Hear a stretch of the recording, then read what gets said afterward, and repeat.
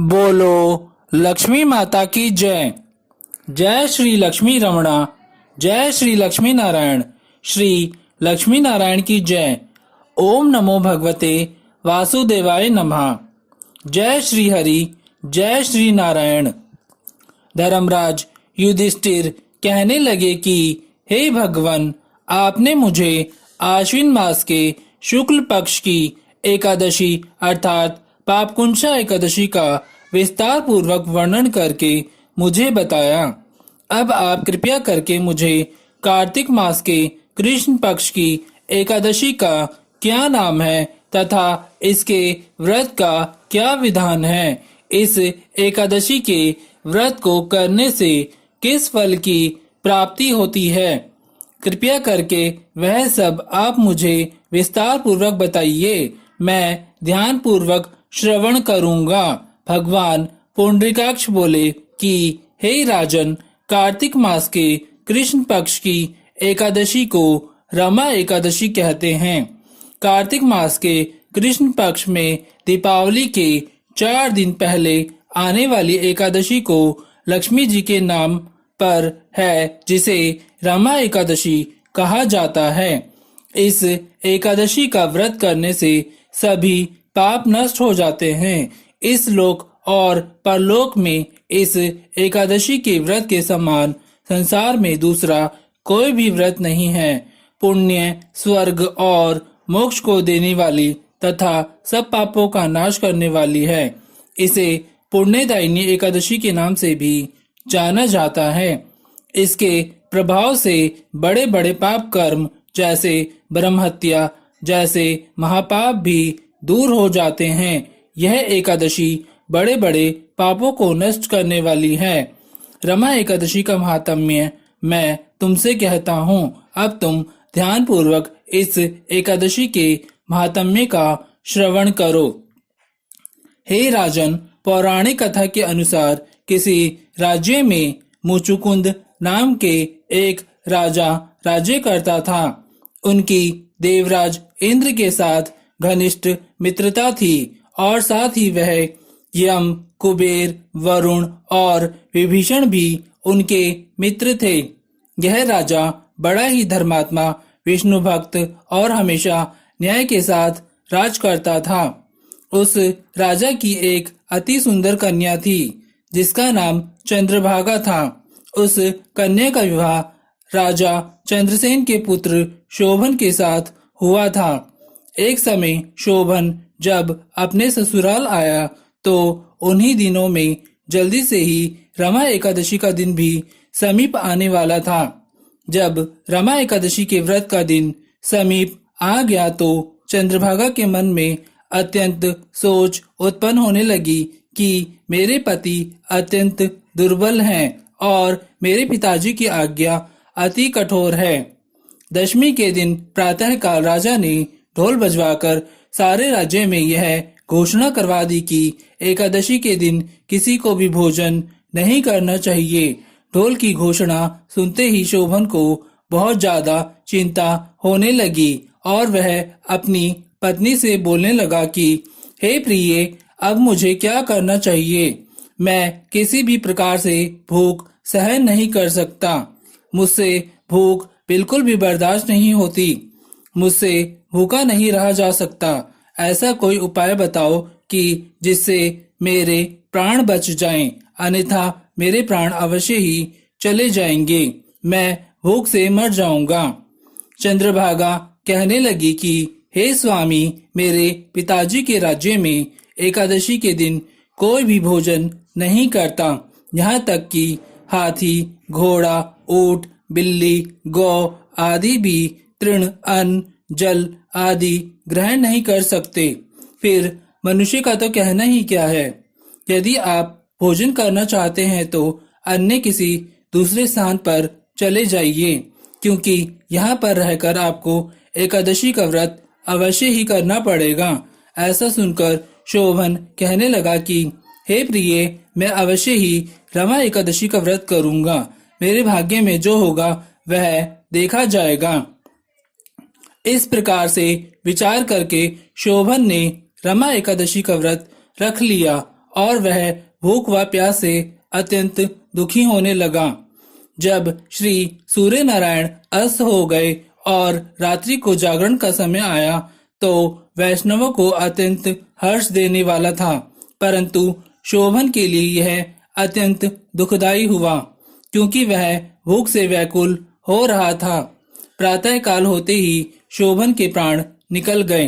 तब राजा ने सुगंधित लकड़ियों से उसका दाह संस्कार करवाया, परंतु चंद्रभागा ने अपने पिताजी की आज्ञा से अपने शरीर को जलाया नहीं और शोभन की अंतिम संस्कार क्रिया के बाद वह अपने पिता के घर पर ही रहने लगी। रमा एकादशी के व्रत के प्रभाव से शोभन को मंद्राचल पर्वत पर धन धान्य से युक्त तथा शत्रुओं से रहित एक सुंदर राज्य प्राप्त हुआ।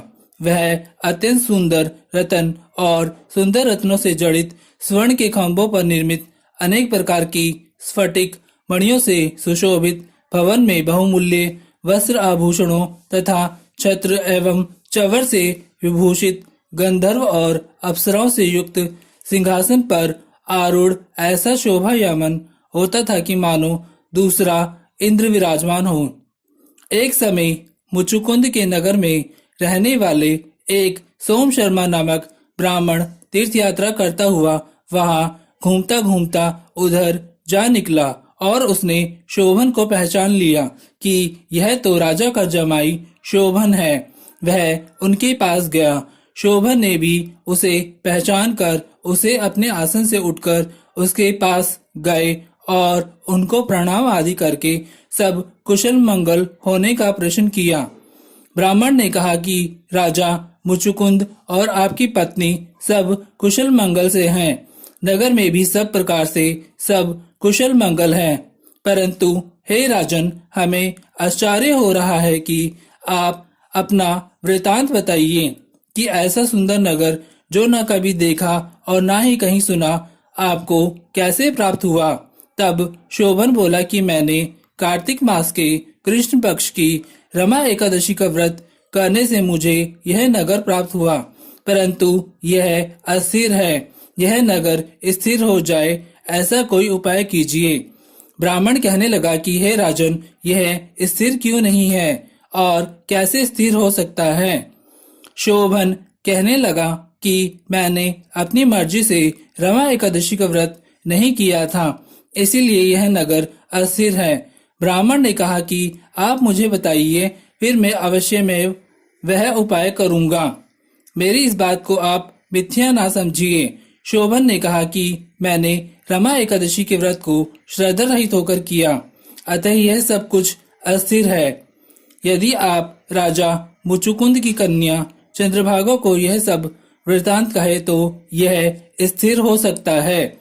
ऐसा सुनकर उस श्रेष्ठ ब्राह्मण ने अपने नगर लौटकर चंद्रभागा से वह सब वृतांत कह सुनाया। तब ब्राह्मण के वचन सुनकर चंद्रभागा बड़ी प्रसन्नता से ब्राह्मण से कहने लगी कि हे ब्राह्मण, यह सब बातें आपने प्रत्यक्ष अपनी आंखों से देखी सुनी है या फिर कोई आपने स्वप्न की बात कह रहे हैं। ब्राह्मण कहने लगा कि हे पुत्री, मैंने महावन में तुम्हारे पति को प्रत्यक्ष देखा है, साथ ही किसी से विजय ना हो ऐसे देवताओं के नगर में समान उनका नगर भी देखा है। उन्होंने यह भी कहा है कि यह स्थिर नहीं है, किस प्रकार वह स्थिर रह सके सो उपाय करना चाहिए। चंद्रभागा कहने लगी कि हे ब्राह्मण, आप मुझे वहां ले चलो, मुझे अपने पतिदेव के दर्शन की तीव्र लालसा है। मैं अपने एकादशी के किए हुए व्रत का पुण्य से उस नगर को स्थिर बना दूंगी। आप ऐसा कार्य कीजिए जिससे उनका हमारा संयोग हो, क्योंकि वियोगी को मिला देना महान पुण्य है।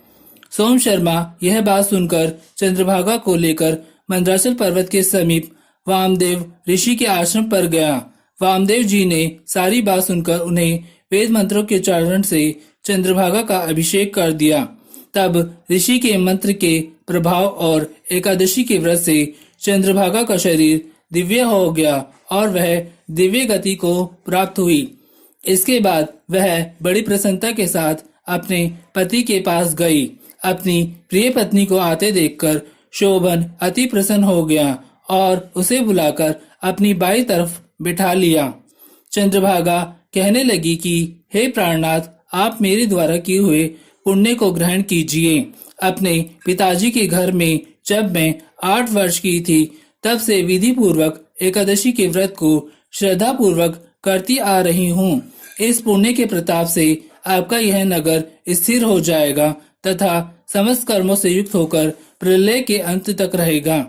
इस प्रकार चंद्रभागा ने दिव्य आभूषणों और वस्त्रों से सुसज्जित होकर अपने पति के साथ आनंद पूर्वक उस नगर में रहने लगी। हे राजन, यह मैंने तुम्हें रमा एकादशी का महात्म्य कहा है। जो मनुष्य इस व्रत को करते हैं उनके ब्रह्म हत्या आदि समस्त पाप नष्ट हो जाते हैं। किसी भी मास के कृष्ण पक्ष की एकादशी और शुक्ल पक्ष की एकादशी दोनों ही एकादशियां समान हैं। इनमें कोई भी भेदभाव नहीं है, दोनों समान फल देती हैं। जो मनुष्य इस महात्म्य को पढ़ते अथवा सुनते हैं वे समस्त पापों से छूटकर श्री विष्णु लोक को प्राप्त होते हैं। बोलो लक्ष्मी माता की जय। जय श्री लक्ष्मी रमणा। जय श्री लक्ष्मी नारायण। श्री लक्ष्मी नारायण की जय। ओम नमो भगवते वासुदेवाय नमः। जय श्री हरि। जय श्री नारायण। अगर आपने अभी तक मेरे YouTube चैनल लाजपत दोतानिया को सब्सक्राइब नहीं किया है तो जल्दी से सब्सक्राइब करके बेल आइकॉन की घंटी को ऑल पर सेट कर लें।